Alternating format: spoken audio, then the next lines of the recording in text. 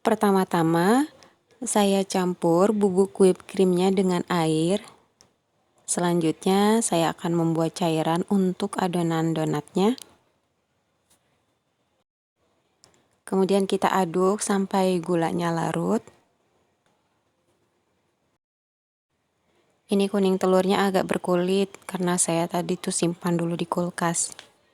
Tapi nggak apa-apa ya, ini jadi cair lagi. Kita aduk. Kemudian kita masukkan bahan kering. Untuk garamnya, tolong diperhatikan ya. Teman-teman kalau mau dimakan hari ini setengah sendok teh aja, tapi ini saya karena mau dimakan besok menggunakan 1 sendok teh. Penjelasan lengkapnya teman-teman silahkan baca di kolom deskripsi.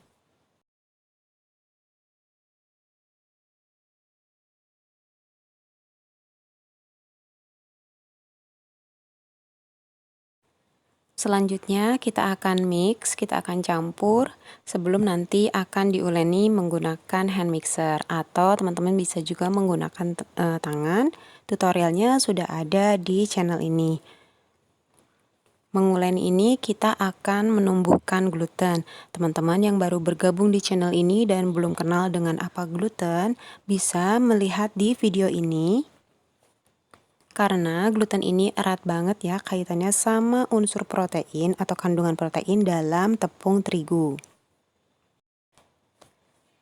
Sedikit saja kita tahu tentang gluten, ini minimal akan memberikan pemahaman pada kita kenapa kalau roti donat pakai protein tinggi, kenapa di mix dengan protein sedang, atau kenapa kalau bolu pakai protein rendah.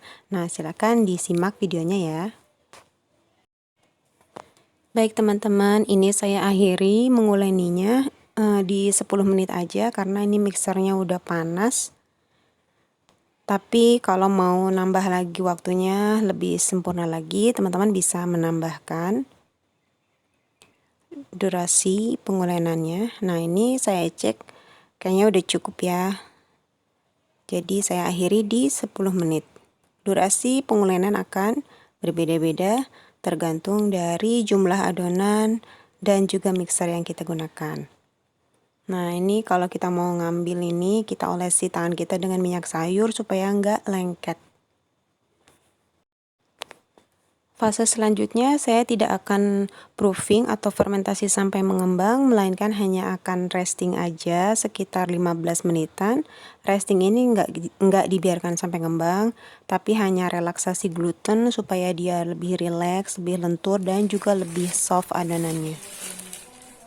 Nah, ini udah 15 menit saya resting. Sekarang saya akan langsung ke fase portioning atau pembagian adonan. Ini total adonannya sehingga teman-teman nanti bisa memprediksi akan menghasilkan berapa donat tergantung satu porsinya mau dibuat berapa gram. Di sini saya buat ada yang 35 gram yang sebelah sini dan yang bagian atas 45 gram. Selanjutnya kita akan meronding. Di sini penting untuk meronding dengan baik karena nanti kulit luar yang mulus itu akan ditentukan di fase kita meronding ini.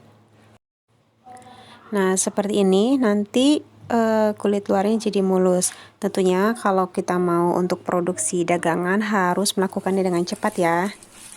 Kalau udah semuanya dironding, kita tutup supaya nggak kering dan kita akan resting 15 menitan.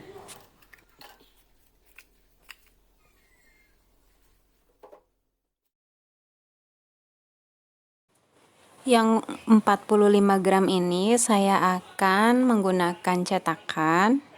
Jadi kita press dulu lebarnya atau diameternya melebihi dari cetakan yang akan kita pakai.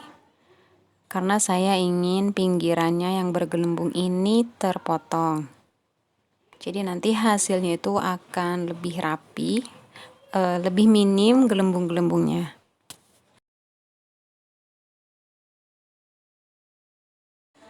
Selanjutnya kita akan tata di wadah yang sudah diberi taburan tepung, dan di sini saya punya wadah yang buatan sendiri ya, tatakan donat ini buatan sendiri dari kardus kemasan. Ini bisa digunakan untuk memudahkan kita mengangkat donat saat akan digoreng.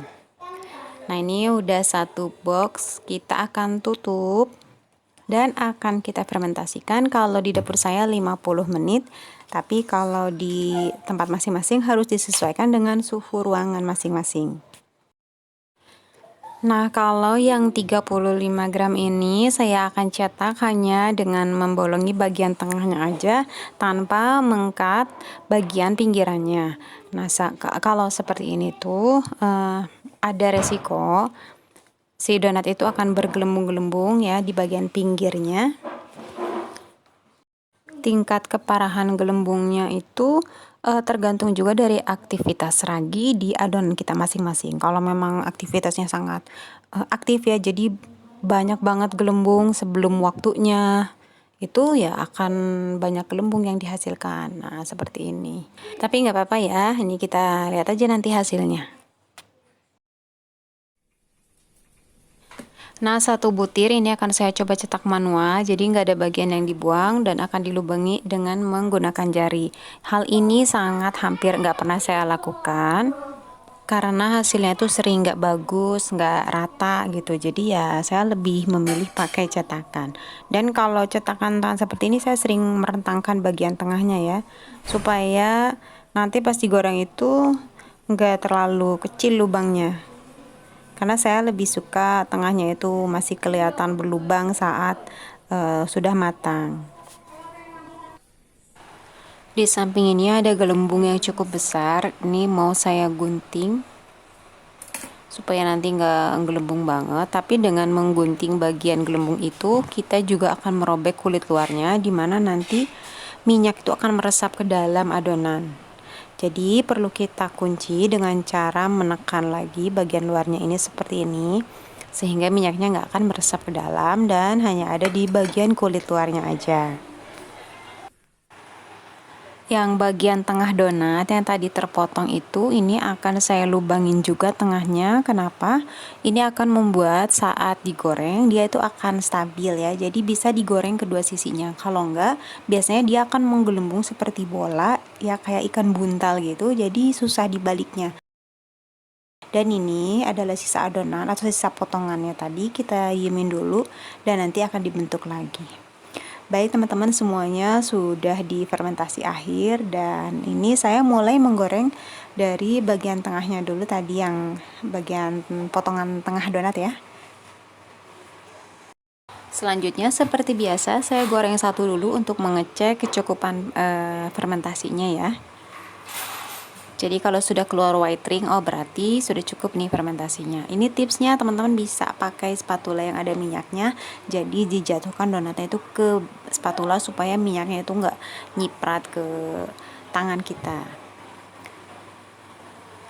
Nah, kalau keluar white ringnya berarti sudah cukup fermentasinya dan yang lainnya sudah bisa kita goreng lagi. Menyimpan donat, ditatakan donat itu adalah opsional aja. Kalau teman-teman nggak ada, ini bisa juga diambil dengan tangan seperti ini. Selama tidak overproofing itu akan baik-baik aja. Nah, goreng semuanya sampai habis menggunakan minyak yang sudah panas, tapi menggunakan api sedang cenderung kecil. Setelah selesai digoreng, kita tiriskan di atas tisu untuk menyerap kelebihan minyaknya. Nah, ini kan kelihatan minyaknya banyak banget ya di kulit luar donatnya ini. Lebih bagus juga kalau teman-teman menggunakan tisu yang khusus untuk menyerap minyak. Dan ini adalah satu-satunya tadi yang dicetak pakai tangan, maksudnya nggak pakai cetakan. Ternyata hasilnya lumayan ya, nggak terlalu jelek. Oke teman-teman, ini adalah donat di keesokan harinya dan coba kita lihat ya.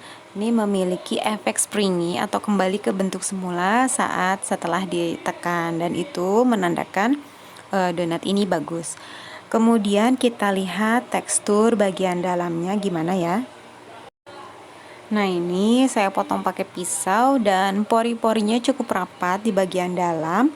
Menurut saya ini teksturnya itu lembut dan juga rasanya itu udah enak, nggak seasin kalau kita makan di hari yang sama saat ini dibuat.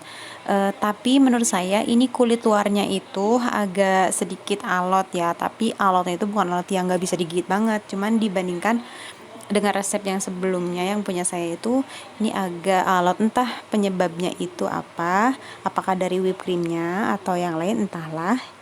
Tapi setelah hari selanjutnya atau hari kedua setelah pembuatan, hasilnya itu jauh lebih lembut dan tingkat kealotan itu udah hampir nggak ada, jadi lebih mudah digigit. Malah menurut saya rasanya dan teksturnya itu lebih oke di hari ketiga. Baik teman-teman, sekian video sharing dari saya. Silakan teman-teman coba mau ikutin yang saya atau versi aslinya yang sudah saya cantumkan di deskripsi.